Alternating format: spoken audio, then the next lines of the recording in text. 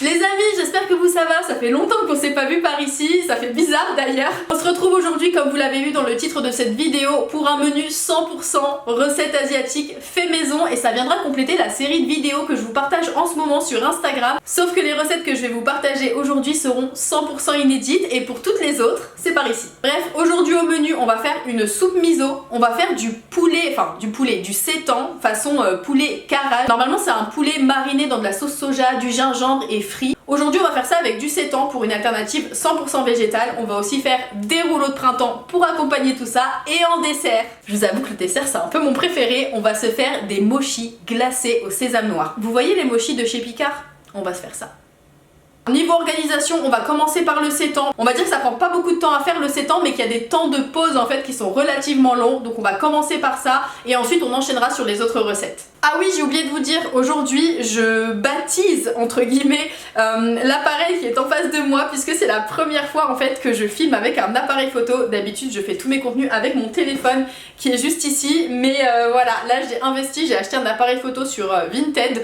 J'avais un peu peur en le commandant, mais je vous avoue que voilà, il a l'air de fonctionner plutôt pas mal. Donc au niveau des réglages, je patauge encore un petit peu, j'espère que la qualité de l'image et le son aussi, parce que j'ai un micro aussi. Franchement, j'ai regardé au moins 28 tutos, j'ai lu au moins 12 sites internet. Soyez indulgents. Alors pour le seitan, j'utilise cette farine, c'est une farine que je trouve chez Biocop, c'est la T65 et elle contient 12 g de protéines au 100 g. Je vous ai partagé une vidéo de seitan maison, vous avez toutes les infos dessus, vous pouvez la retrouver sur mon compte Instagram. Et aujourd'hui ce qui va changer en fait, ça va être l'assaisonnement du seitan. Vous pouvez retrouver une recette vraiment détaillée du seitan fait maison, soit sur la chaîne de Mûre et Noisette, soit sur la chaîne de l'herboriste, qui ont partagé vraiment point par point. Même sur le blog de l'herboriste, il y a aussi des conseils et des astuces. Je vous recommande vraiment d'aller voir soit leur vidéo, soit le blog de l'herboriste. C'est sur son blog que j'ai suivi la recette pour la première fois. Et c'est parti. On commence par mettre la farine. Le seitan ça prend quand même un peu de temps à faire, donc quitte à en faire autant y aller. Là j'ai mis directement 1 kg de farine et on va ajouter la moitié du poids de la farine en eau, soit 500 g. Après bien sûr vous pouvez en mettre un peu plus, un peu moins, c'est vous qui voyez. Là on mélange bien. Voilà, maintenant qu'on a travaillé la pâte, on va la laisser reposer et on passe à la suite. Bon, j'ai eu un petit problème de micro, mais c'est pas grave, je vais reprendre en voix off. Donc ensuite, on est passé à la soupe miso. J'ai simplement réhydraté les shiitake et j'ai ajouté de l'algue kombu avec les shiitake. On va en fait simplement faire la base de la soupe miso. C'est un bouillon qui s'appelle le dashi. Ici, on fait la version 100% végétale avec des shiitake et du kombu, mais la version non végétale se fait avec de la bonite, je crois. C'est un poisson. Bref, on va faire mijoter tout ça et pendant ce temps, on va passer au mochi glacé. La veille au soir, j'ai préparé la crème que j'ai congelée sous forme de glaçons pour pouvoir farcir les mochis. Et tout simplement, c'est à base de sésame noir, de sirop d'érable, mais on peut aussi mettre du sirop d'agave et de la crème de coco. Donc là, ce que j'étais en train de dire, mais qui ne s'enregistrait pas puisque mon micro ne fonctionnait pas, c'était que je prenais tous ces produits chez Coro puisque je suis en collaboration longue à l'année avec Coro. Ils ne sponsorisent pas cette vidéo, mais je travaille avec eux, comme je vous le dis, toute l'année sur Instagram. Donc voilà, je vous remets mon code promo, c'est LovelyVeggie, si vous voulez tester tout ce que vous voulez sur le site. Non mais regardez, sérieux, j'étais en train de parler toute seule en fait, mon micro il n'enregistrait pas. Bon, c'est pas grave, on passe à la suite. Donc pour faire les mochis, c'est très simple, je vous ai partagé d'ailleurs la recette sur Instagram. Ici on va la customiser un petit peu puisqu'on va ajouter du sésame noir. D'ailleurs là c'était un nouveau pot, donc l'huile était un petit peu remontée à la surface. Si jamais ça vous fait ça à la maison, il suffit de mélanger pour que ça redevienne homogène. J'ai donc mélangé 400 g de farine de riz gluant, 150 g de purée de sésame noir et de l'eau, environ 400 ml. Voire même un peu plus en fait, puisque j'en ai ajouté un peu par la suite, on va dire 450 ml d'eau. En gros, il faut que la pâte ressemble à ça. Pour les mochis, vous pouvez cuire la pâte à la poêle. Ici, je vais le faire au micro-ondes. Et d'ailleurs, j'ai trouvé une technique encore mieux que celle que je vous ai partagée sur Instagram. Enfin, disons que cette technique est meilleure quand vous faites comme ici, une grande quantité de pâte. Donc au lieu de faire simplement 2 passages au micro-ondes, ici j'en ai fait 4. Et au lieu de mettre le micro-ondes à puissance moyenne, je l'ai mis à la plus petite puissance. C'est important puisqu'il faut que la pâte cuise entre guillemets de façon homogène et sur le dessus, il y a toujours une espèce de petite croûte qui va se former. C'est pour ça qu'entre chaque passage au micro-ondes, il faut bien mélanger et même limite bien aplatir comme vous le voyez avec la maryse. Et c'est aussi pour ça qu'il faut pas mettre le micro-ondes trop fort parce que si la couche sur le dessus est trop épaisse, la pâte elle sera pas trop jolie, quoi. Et croyez-moi, ça fait les bras, je comprends pourquoi au Japon carrément ils utilisent un marteau. Enfin là-bas, ils font ça vraiment d'une façon façon assez brutale, on va dire, mais je comprends parce qu'en fait, la pâte, elle est tellement... en fait, elle est assez difficile à travailler et ça fait vraiment les bras et je pense qu'avec le marteau, justement, ça rend la pâte vraiment très très souple et ça donne une texture vraiment nickel. Mais bon, là, on n'est pas au Japon et j'ai pas de gros marteau comme là-bas, donc je fais ça à la Maryse et je sais pas si ça se voit à l'écran, mais là, la pâte, elle commençait à être un peu brillante. Et c'est aussi comme ça qu'on sait que la pâte est quasiment prête. Je l'ai simplement repassée 30 secondes de plus au micro-ondes, toujours à la plus petite puissance. Et comme vous pouvez le voir, la pâte à la fin, elle était vraiment, mais vraiment nickel. Vraiment, je n'ai jamais fait une aussi belle pâte à mochi. Donc on retient, on fait plus de passages au micro-ondes, mais avec une puissance plus petite. Ensuite, on passe donc au montage des mochis. On étale la pâte avec un peu de maïzena, de la fécule de maïs. On place le glaçon glacé, enfin bref, vous avez compris, au milieu. Et il n'y a plus qu'à façonner les mochis, c'est hyper facile à faire. Et là, pour le coup, je pensais que j'allais faire beaucoup de mochis, mais j'avais pas fait assez de farce. Donc je me suis retrouvée avec vraiment beaucoup trop de pâte. J'ai placé les mochis glacés au congélateur. Et pour le reste, j'ai simplement fait une garniture, celle dont je vous avais partagé la recette sur Instagram. Je vais vous montrer juste après, mais je vous avoue que sur le coup, avec cet excédent de pâte qui n'était pas du tout prévu, j'ai choisi donc de les fourrer avec de l'anko. Ce sont des haricots azuki mixés avec un peu de sucre, donc ça donne une pâte sucrée qui est vraiment très très bonne. D'un côté, vous avez donc les mochis glacés au sésame noir, de l'autre les mochis pas glacés avec de l'anko. D'ailleurs là j'ai regoûté en fait parce que je savais quel goût ça avait, mais c'était vraiment très très très très bon. Je vous recommande vraiment de tester cette garniture. Et pour la pâte qui restait, je ne savais pas comment la garnir, alors j'ai simplement fait des boules de pâte. Je me suis dit que ça allait me faire comme des petits pains, mais version mochi, voilà. Pendant ce temps, j'ai travaillé mon sétan, ça rime, c'est pas fait exprès. Et là, c'était le moment de l'essorer. Donc encore une fois, de l'essorer, de le laisser s'égoutter un petit peu. Et pendant que ça s'égouttait, je suis passée au montage des rouleaux de printemps. Là, j'ai une petite astuce pour les rouleaux de printemps. Plutôt que de tremper la feuille, tout simplement, en fait, je mets quelques cuillères d'eau dessus et je laisse la feuille s'imbiber. Elle va devenir souple et ça évite trop de manipulation. On met donc une cuillère ou deux d'eau d'un côté, une cuillère ou deux de l'autre et la feuille commence déjà à s'assouplir comme vous pouvez le voir. Comme garniture, j'ai pas fait compliqué, tout simplement de l'avocat, des bâtonnets de carottes. D'ailleurs, je vous recommande plutôt des carottes râpées, mais là j'avais un peu la flemme de les râper, de sortir le robot, tout ça, et des vermicelles de riz. Au niveau des aromates, vous pouvez mettre ce que vous voulez. Il y en a qui mettent de la menthe aussi, ça donne un petit côté frais, c'est très sympa. Ici, j'ai choisi la solution de flemme. J'ai pris ce petit mélange tout prêt de chez Picard. C'est un mélange d'épices et d'aromates à la thaïlandaise. C'est très bon et un peu épicé. Et il n'y a plus qu'à rouler les rouleaux de printemps. Alors, c'est très facile, hein. Vraiment, il suffit simplement de rouler les rouleaux de printemps. Ensuite, on rabat les côtés doucement. Vous voyez, la feuille, elle est très très souple. Dire qu'avant, je me prenais la tête à manipuler la feuille d'un côté, la tremper dans l'eau, la reprendre, la mettre dans l'assiette. Enfin, vraiment, avec cette technique de simplement mettre quelques cuillères d'eau, ça va beaucoup plus vite. Ah oui, j'ai eu l'idée aussi, au bout d'un moment, de mettre du gochujang. La pâte de gochujang, c'est une pâte coréenne qui est un peu sucrée et bien pimentée. Moi, j'adore ça. J'en ai pas mis beaucoup non plus, on va dire une petite cuillère. De toute façon, je vais vous montrer à l'écran une petite cuillère et ensuite, j'ai placé les garnitures par-dessus. Les rouleaux de printemps, ça peut être soit un accompagnement, soit un plat complet. Ici, c'était destiné à accompagner le sétan façon carrage, donc je n'ai pas mis de source de protéines. Sinon, vous pouvez mettre un peu de tofu dedans, ça serait très bon. Je vous ai montré ce mélange à la thaïlandaise, mais pour les enfants, comme ils ne mangent pas de piment, j'ai simplement mis de la coriandre pour eux. D'ailleurs, ça faisait un moment que je n'avais pas fait de rouleau de printemps, je ne savais pas s'ils allaient aimer, alors j'en ai simplement fait 3 pour eux, et pour moi, j'en ai fait 6, puisque j'en mange 2 par repas. À présent, on va passer au sétan, puisque les premières étapes sont terminées. Vraiment, je vous recommande d'aller voir les vidéos pour avoir les étapes détaillées, les vidéos dont je vous ai parlé au début. Ici, je vous montre simplement la partie que j'ai moi-même choisie au niveau des épices, des aromates, des condiments. Donc comme on fait un poulet carrage, il faut pas mal de gingembre. Ici, j'ai mis 35 g de gingembre et un bon filet de sauce tamari. Et là, on n'hésite pas à bien malaxer, remalaxer. Il faut vraiment que le goût entre dans le sétan. Ensuite, on va nouer le sétan. Je suis en train de me dire depuis tout à l'heure, je vous parle du sétan, mais si vous en avez jamais fait, j'ai l'impression que je vous parle un peu chinois.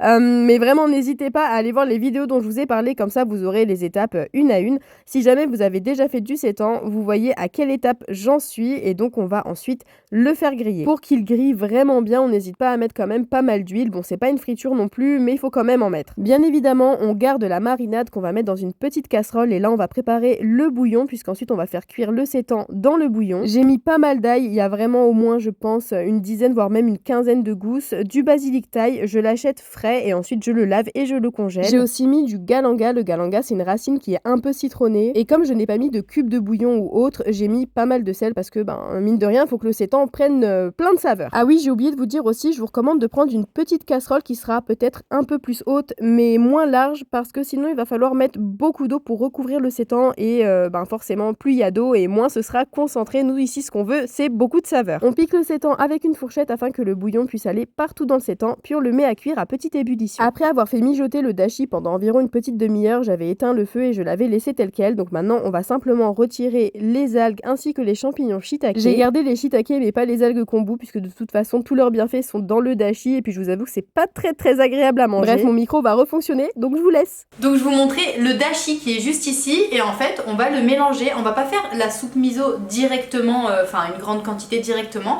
mais voilà, dès que vous voulez vous faire une soupe miso en fait vous prenez le dashi et vous allez le mélanger. Donc là tout simplement j'ai mis de l'eau chaude, de l'eau voilà, que j'ai fait chauffer et dedans je vais ajouter de la pâte de miso.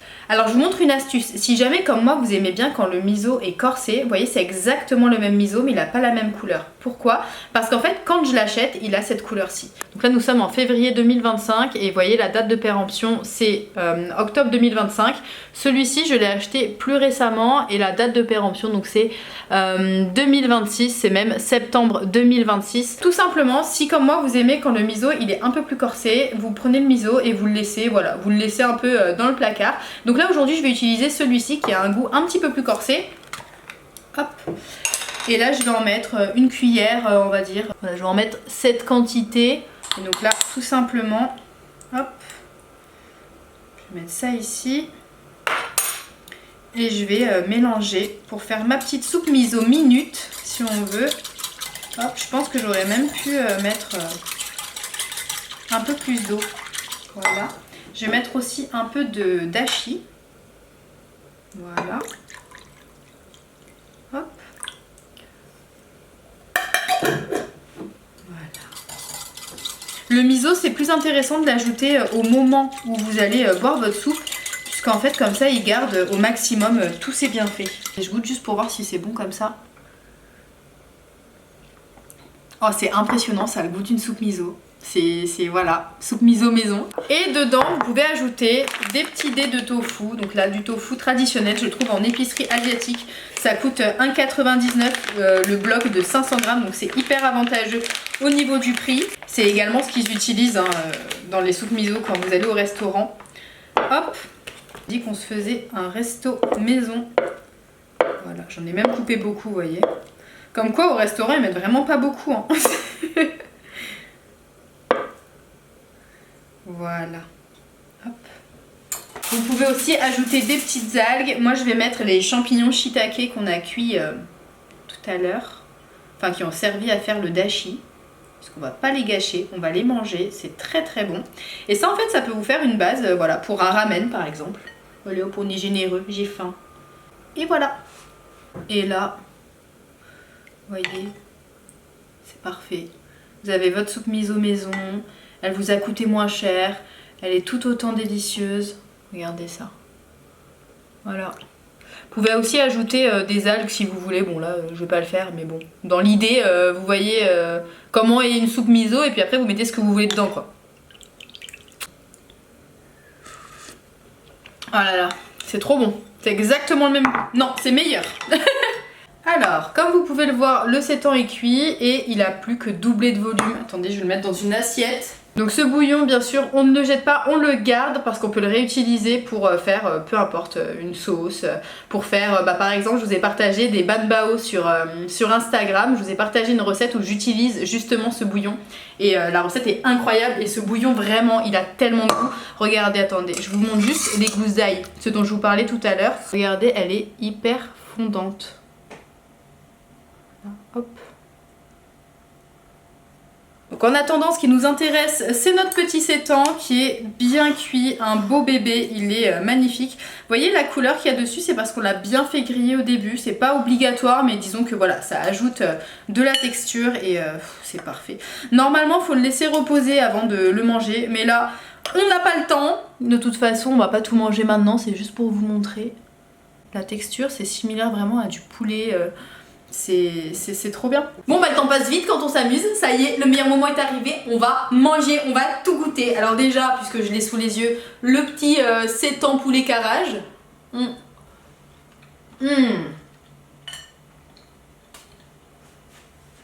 Le gingembre.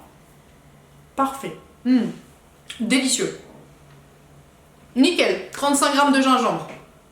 25 grammes si vous êtes un peu sensible au gingembre, mais là, moi j'aime beaucoup en tout cas. Alors pour faire un vrai sétan façon carrage, il faudrait en réalité couper des petites bouchées, des petits morceaux de sétan, les enrober avec une panure comme de la panko par exemple, la chapelure japonaise, ou de la chapelure basique, ou alors juste les envelopper d'un petit peu de maïzena et ensuite les mettre à frire. Sincèrement, à part pour les beignets, j'ai pas trop d'attirance pour tout ce qui est friture, mais vous à la maison, si vous aimez ça, pépite. Vous faites juste frire ça et magnifique, vous avez un sétan carrage 10 étoiles. Attendez, je reprends quand même un petit morceau. Pour être sûr que c'est bon, on sait jamais. Hein. Oh là là, magnifique. Oh là là. Magnifique. Magnifique. Oh, c'est trop bon. J'aime trop. La dernière fois que j'ai mangé, bon là c'est pas du poulet, mais à l'époque je mangeais du poulet. C'était quand je travaillais dans un restaurant japonais et c'est là-bas en fait que j'ai découvert le poulet carrage et j'adorais ça. Pourtant avant j'aimais pas du tout le gingembre, aujourd'hui j'aime bien en mettre un peu partout, voilà, mes goûts ont un peu changé, ont un peu évolué, mais avant j'aimais pas ça du tout et pourtant j'avais adoré ce poulet façon carrage. Qui d'ailleurs à l'époque était frit, à l'époque j'aimais la friture, voilà, comme quoi les goûts et les couleurs ça change, ça évolue. En tout cas, je suis trop contente. Attendez, mais vous savez... Attendez, mais je vous ai même pas montré les mochis. Je vais vous incorporer quelques images, puisque j'ai aussi fait une vidéo un peu bande-annonce, entre guillemets, teaser pour Instagram. Je vais vous mettre quelques images ici. En attendant, je vais quand même reprendre un petit mochi. Ils sont trop bien. Attendez.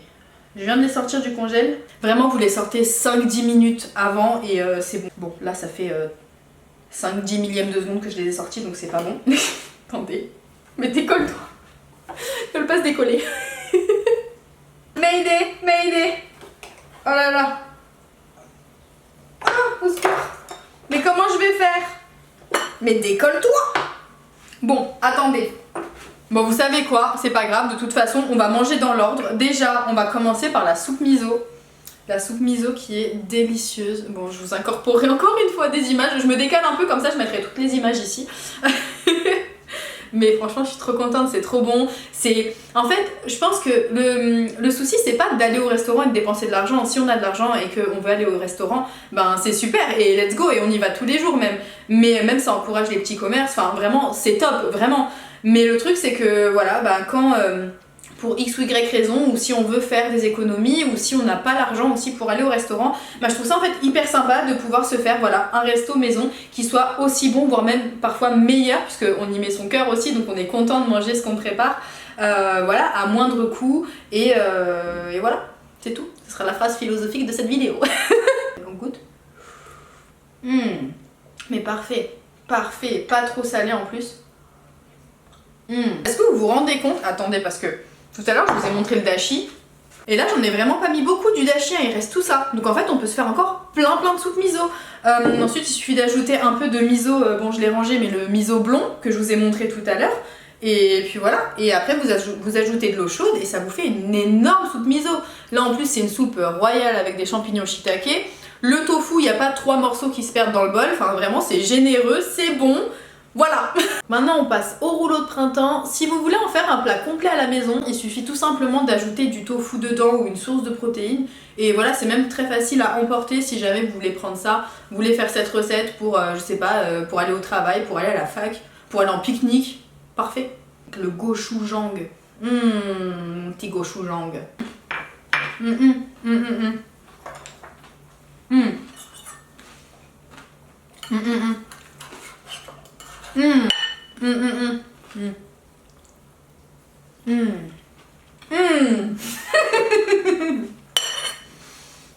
Incroyable. Incroyablement bon. C'est délicieux. Ah, tu vois, ça se voit, j'ai l'impression d'avoir les yeux qui pétillent tellement c'est bon. Et je m'oublie les bonnes manières, je parle la bouche pleine. Bref. Bon, on va se découper un petit mochi. Hein? Vous êtes prêts? Tada! Oh! Oh! Je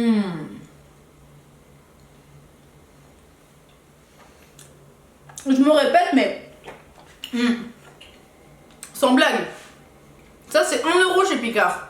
1, 2, 3, 4, 5, 6, 7, 8, 9, 10, 11.